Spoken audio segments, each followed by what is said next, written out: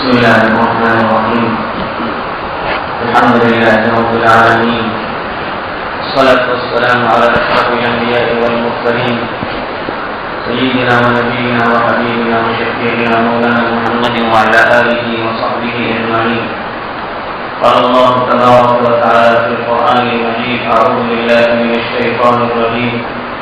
بسم الله الرحمن الرحيم. شهد الله أنه لا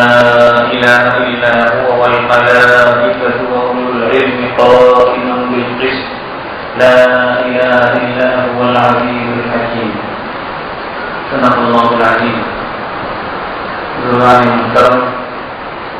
بھائی اور دوستوں، جس تکلیف دہ ایام سے ہمارا گزر ہو رہا ہے، مسلسل کئی مہینوں سے جس بلا اور مصیبت سے ہم لوگوں کا واسطہ پڑا ہے، اس میں مزید کچھ اور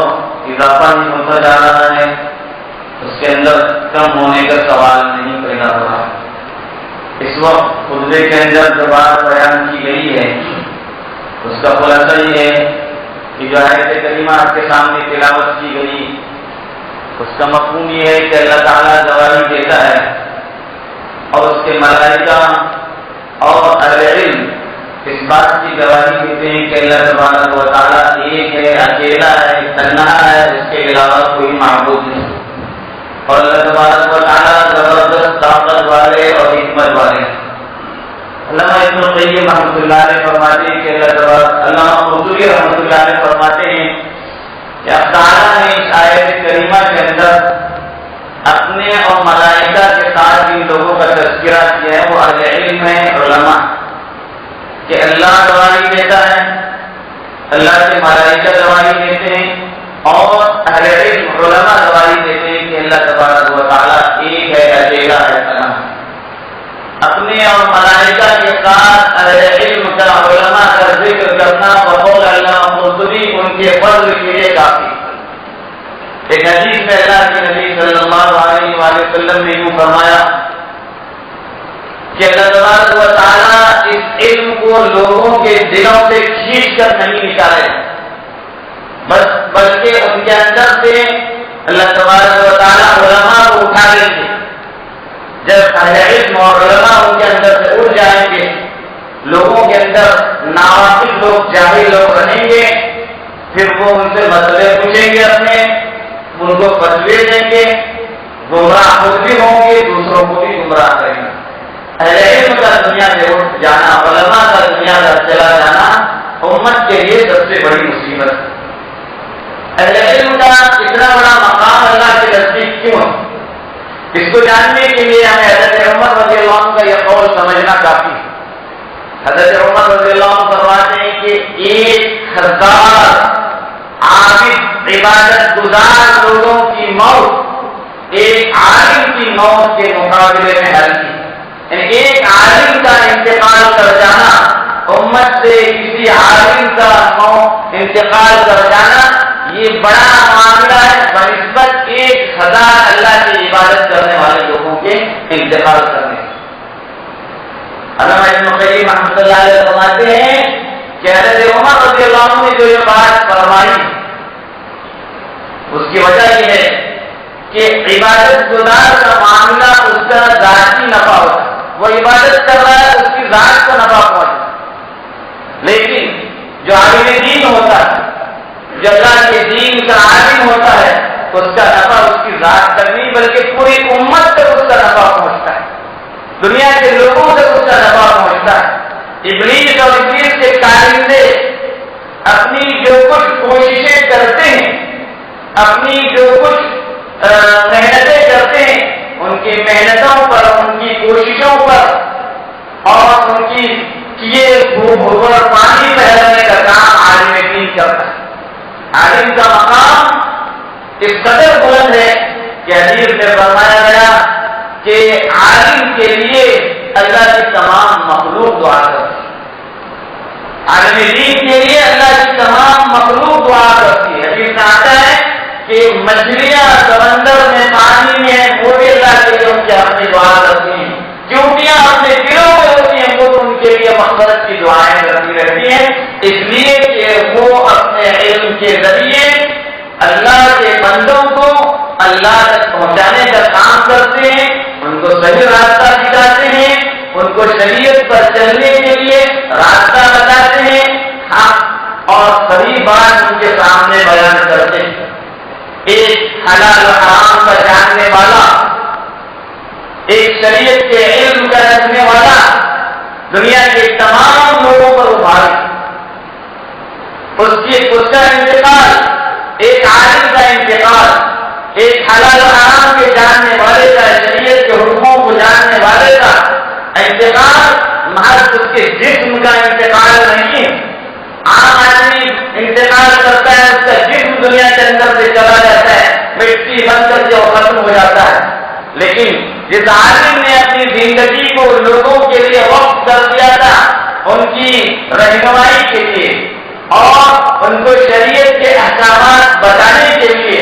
ایسے کسی عالم کا دنیا سے اٹھ جانا محض اس کا اٹھ جانا نہیں ہوتا ہے، اور اس کے اٹھ جانے سے اس کا سلسلہ ختم نہیں ہوتا، وہ چلا جاتا ہے، لیکن اس کا نفع لوگوں کے اندر پھیلایا ہوتا ہے وہ باقی ہے۔ اس لیے اہل علم کی قدر بھی ضروری ہے، علماء کا احترام اور ان کی عزت بھی ضروری ہے۔ وہ شریعت کے اصولوں کو سامنے رکھ کر اللہ کی کتاب ہدایت قرآن پاک کو اور اللہ کے نبی کی شریعت اور آپ کی سنتوں کو سامنے رکھ کر امت کی جو رہنمائی کرتے ہیں، امت اگر اپنا فائدہ چاہتی ہے، آخرت میں کامیاب ہونا چاہتی ہے، سرخرو ہونا چاہتی ہے، تو ان کو علماء کی ان باتوں کے مطابق زندگی گزارنا چاہیے جو باتیں وہ اللہ اور اس کے رسول کی شریعت کے مطابق بیان کرتے ہیں۔ بزرگوں اور بھائیوں، کئی دنوں سے ہمارے پاس خبر آ رہی تھی کہ فلاں کا انتقال ہوا۔ ابھی 2 دن پہلے جس عالم ربانی کا انتقال ہوا، ہمارا سب واقف ہیں کہ ان کا نفع 1-2 سال سے نہیں، 10 سالوں اور 20 سالوں سے نہیں، پوری زندگی جب سے انہوں نے علم حاصل کیا، مولانا محمد اقبال صاحب رحمۃ اللہ علیہ جب سے انہوں نے علم دین کو حاصل کیا، اس وقت سے لے کر مرتے دم تک، آخر دم تک انہوں نے اس علم کی ترویج کے لیے، اللہ کی شریعت کو لوگوں کو بتانے کے لیے اور اس دین کی حفاظت کے لیے اپنے سے جو کچھ بن سکتا تھا انہوں نے خرچ کیا۔ ان کی اخلاق کے مالک سے وہ کہتے تھے، لوگ اچھی طرح سے ان کو جانتے ہیں، جو ان سے قریب رہے ہیں ان کو جانتے ہیں۔ ایک ایسا عالم جس نے اپنی زندگی ظاہرانہ طور پر گزاری، جو دنیا کے نفع کے پیچھے کبھی نہیں گیا، جس نے اپنی زندگی کو اور اپنے علم کے ذریعے اس نے ایسے عالمانہ باتیں لوگوں کے سامنے پیش کی، اور لوگوں کی جو ذمہ داری ان کے اوپر تھی، امر بالمعروف اور نہی عن المنکر، لوگوں کو بڑی باتوں کا حکم کرنا اور بری باتوں سے روکنا، اس فریضے کو جس احسن طریقے سے انہوں نے انجام دیا اور مختلف علاقوں کے اندر رہ کر کے مختلف لوگوں کی سرپرستی کر کے ان کی رہنمائی کر کے انہوں نے جو زندگی گزاری تھی، وہ ہم تمام علماء کے لیے مثال، جتنے اہل علم ہیں ان تمام اہل علم کے لیے ان کی زندگی ایک مثال، کیسی انہوں نے تفکرانہ زندگی اختیار کی، کیسے کیسے مسائل ان کو اپنی زندگی میں آئے، کیسی تکلیفیں انہوں نے برداشت کی، وہ ان کے قریب رہنے والے، ان کے گھر والے ان کے قریب رہنے والے جانتے ہیں۔ لیکن اللہ کا یہ بندہ ہمیشہ صبر کرتا رہا، اللہ کی طرف سے جو بھی تکلیفیں آئی اس تکلیف کو انتہائی خندق پیشانی سے اللہ کی طرف سے آزمائش سمجھ کر برداشت کرتا رہا، اور ایسی زندگی گزار کر دنیا سے چلے گئے کہ جن کو لوگ مدتوں یاد رکھیں گے، جب تک ان کے شاگرد اور شاگرد کے شاگرد یا ان کا علم جب تک دنیا کے اندر باقی رہے گا لوگ ان کو یاد کریں گے۔ اللہ کے نبی صلی اللہ علیہ وسلم نے فرمایا کہ جب انسان کا انتقال ہوتا ہے تو اس کا عمل ختم ہو جاتا ہے، اس کا عمل نامہ بند کر دیا جاتا ہے، اور اس کو کوئی ثواب نہیں ملتا سوائے 3 چیزوں، عالم ينتفع بعلمه اور علم ينتفع بعلمه۔ ایک علم ہے جس علم کو اس نے اپنے پیچھے چھوڑا ہوگا اس کے ذریعے اس کو فائدہ پہنچتا ہے، اور ولد صالح ضرورہ، اپنے پیچھے نیک اولاد چھوڑ گیا کوئی انسان، اس کے مرنے کے بعد اس کی اولاد نیک ہے، صالح ہے، وہ اپنے والدین کے لیے دعائیں کر رہی ہے، ان کے لیے صدقہ و خیرات کر رہے، ان کے ذریعے اس کو فائدہ پہنچتا ہے مرنے والے کو۔ اگر پیچھے نیک اولاد کو نہیں چھوڑا تو ان کو فائدہ نہیں پہنچتا ہے۔ اور اسی طرح سے صدقۃ جاریہ،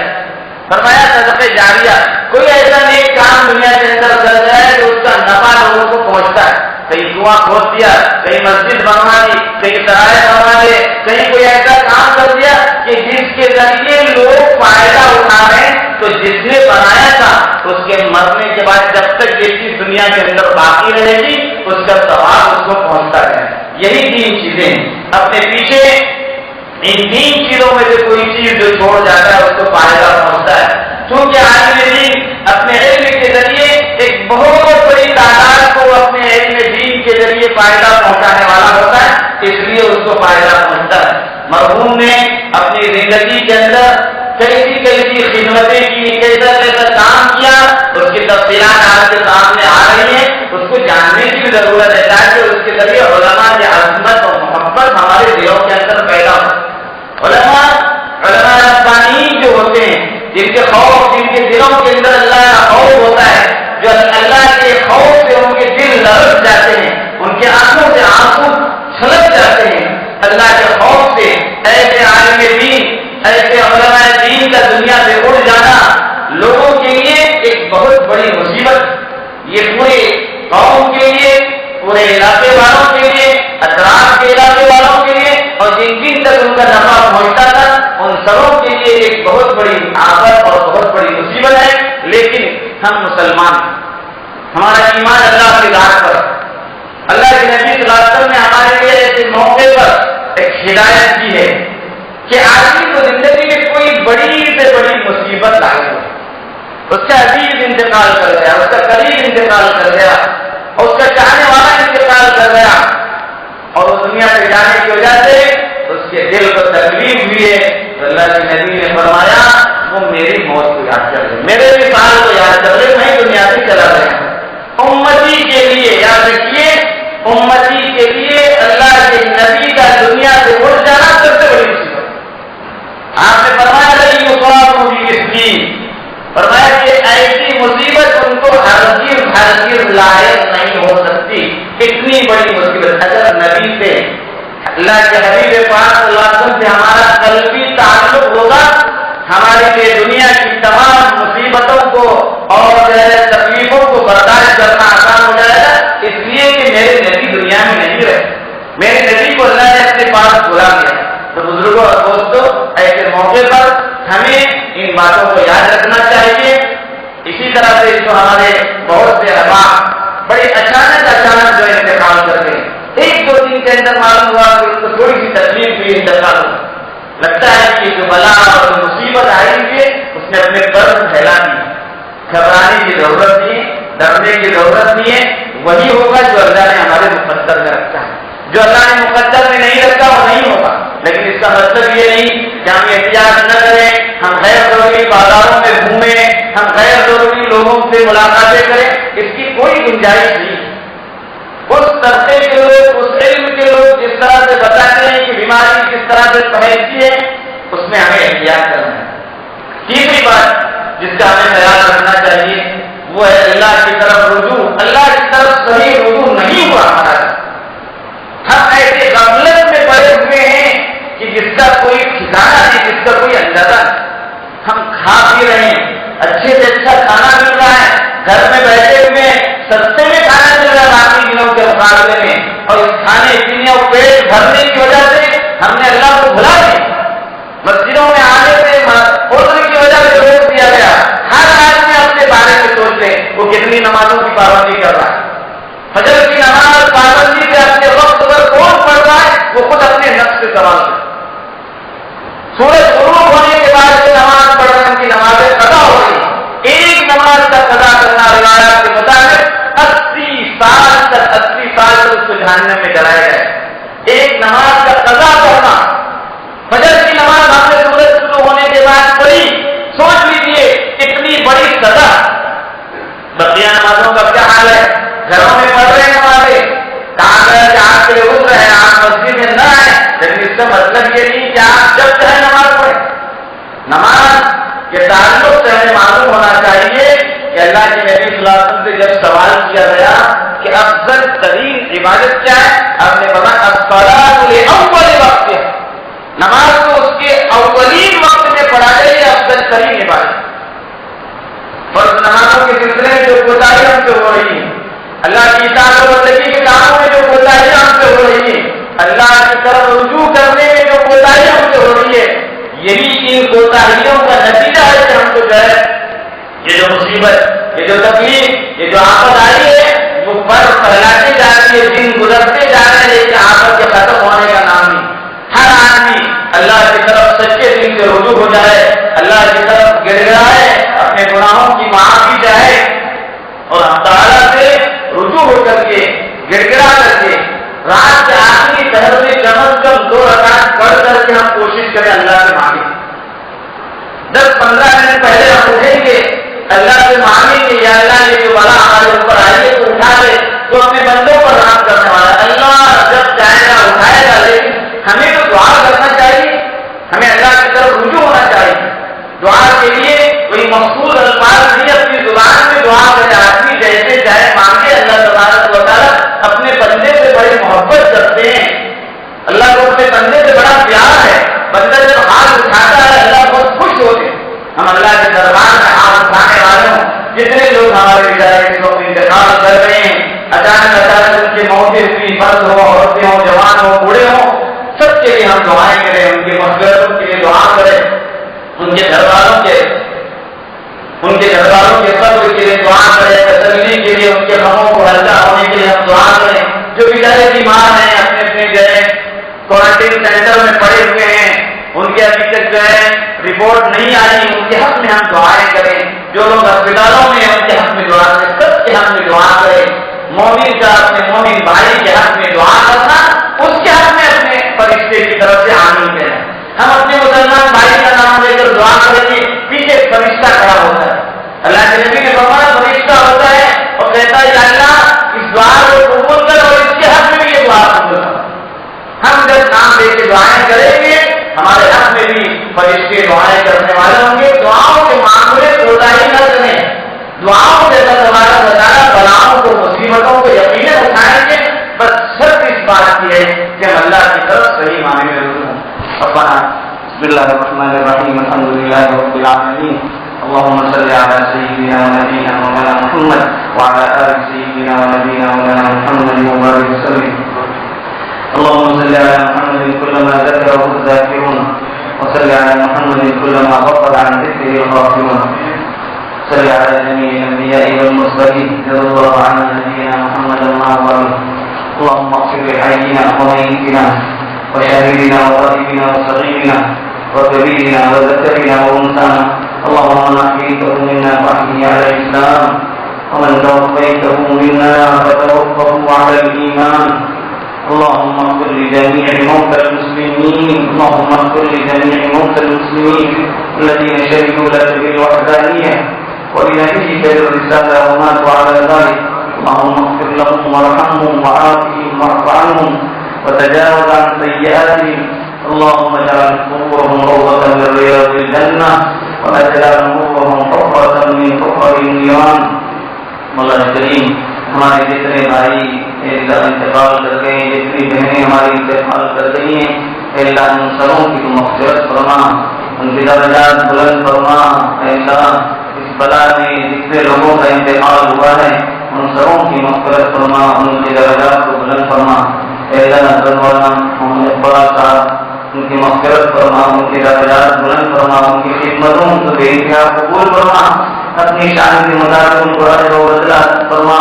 اے اللہ ان کی قبر کو رحمت سے نور سے بھر دے، تمام مومنین کے قبروں کو نور سے رحمتوں سے بھر دے. اے اللہ ایسے عالم ربانی کو ہمارے اللہ علاقے میں مزید پیدا فرما. اے اللہ جو خالص تیرے لیے اپنی زندگیوں کو وقف کیے ہوئے ہوں تیرے دین کی سربلندی کے لیے، اے اللہ تیری شریعت کو لوگوں کے اندر پھیلانے کے لیے جنہوں نے اپنی زندگیوں کو وقف کیا ہو، ایسے علماء ربانیین کو ہمارے اندر مزید پیدا فرما. اے اللہ ایسے علماء کی ہمیں قدر کرنے کی توفیق نصیب فرما.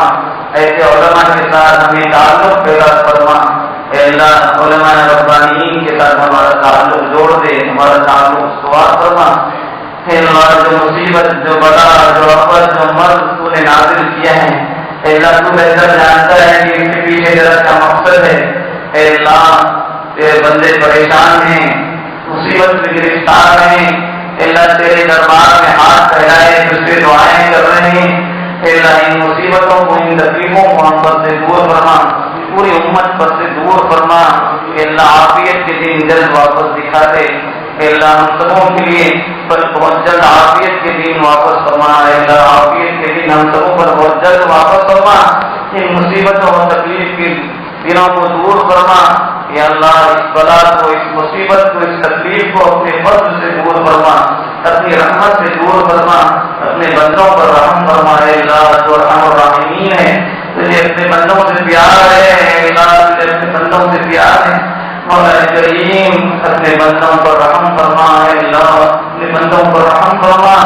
ہم پر رحم فرما، ہم سبوں کی اللہ طرح کے مرض سے اور تمام موذی امراض سے ہم سبوں کی پوری حفاظت فرمائے۔ اللہ اس مرض سے، اس بیماری سے، اس بلا سے اور تمام طرح کی بلاؤں سے، مصیبتوں سے، آفتوں سے ہم سبوں کی پوری حفاظت فرما، اوپر سے، نیچے سے، دائیں سے، بائیں سے، اے اللہ ہر جہاد اور سم سے ہماری حفاظت فرما، اپنی رحمتوں کو نازل فرما، اپنی رحمتوں سے ہم سبوں کو ڈھانپ لے، اے اللہ اپنے بندوں کو اپنی رحمتوں سے ڈھانپ لے، بے پایا رحمت نازل فرما۔ اے کرم کرنے والے اقرا، اے رحم کرنے والے مولا، تجھے تیری رحمت کا واسطہ دے کر کہتے ہیں، اے اللہ تجھ سے تیری رحمت کا واسطہ دے کر کہتے ہیں تو ارحم الراحمین ہے، اے اللہ تو ارحم الراحمین ہے، سب رحم کرنے والوں سے زیادہ تو رحم کرنے والا ہے۔ اے اللہ تجھے اپنے بندوں پر رحم، تو اپنے بندوں پر رحم فرما، یا اللہ تجھے ترس ہو، یا اللہ تیرے بندے آباداری کر رہے ہیں، تجھ سے معافی مانگ رہے ہیں، اے اللہ ہم بھی تجھ سے اپنے گناہوں کی معافی چاہتے ہیں، اے اللہ توبہ و استغفار کرتے ہیں، اے اللہ ہم وعدہ کرتے ہیں آئندہ گناہ نہیں کریں گے، اے اللہ جو گناہ ہم سے ہوئے ہیں بخش دے، اے اللہ جتنے گناہ ہم سے ہوئے ہیں، اللہ جتنی خطائیں لفظ کوتاہیاں ہوئی ہیں، اپنے فضل سے ہم سبوں کو معاف فرما، ہمارے خطاؤں کو، لفظوں کو درگزر فرما، ہمارے گناہوں کو معاف فرما، اے اللہ ہم پر اپنی رحمت کے بارش نازل فرما، اے اللہ اپنی رحمتیں نازل فرما، اپنی برکتیں نازل فرما، بلاؤں کو، مصیبتوں کو ہم سے اٹھا لے، پوری امت پر سے اٹھا لے، عافیت کے دن دکھا دے، اے اللہ عافیت کے دن بہت جلد واپس فرما، اے اللہ عافیت کے دن بہت جلد واپس فرما، اے اللہ عافیت کے دن ہم سبوں پر بہت جلد واپس فرما، اے اللہ ہماری تکلیفوں کو دور فرما، جو بیمار ہیں ان کو شفا دے، اللہ جو پریشان حال ہیں ان کی پریشانیوں کو دور فرما، اے اللہ جو بیوپن میں پڑے ہوئے ہیں ان کی رہائی کی سبیل پیدا فرما، اے اللہ تیرے چاہے بغیر کچھ نہیں ہوتا، اے اللہ تیرا حکم نافذ ہونے والا ہوتا ہے، اے اللہ تو جو چاہے وہ ہوتا ہے، مولا کریم اپنی رحمت سے اپنے حکم کو نازل فرما، بلا کو اٹھانے کا حکم نازل فرما، مصیبت کو اٹھانے کا حکم نازل فرما، اے اللہ یہ مصیبت تیرے حکم سے اٹھ سکتی ہے، یہ بلا تیرے حکم سے دور ہو سکتی ہے، یہ بیماری تیرے حکم سے دور ہو سکتی ہے، کسی کے کرنے سے کچھ نہیں ہوتا،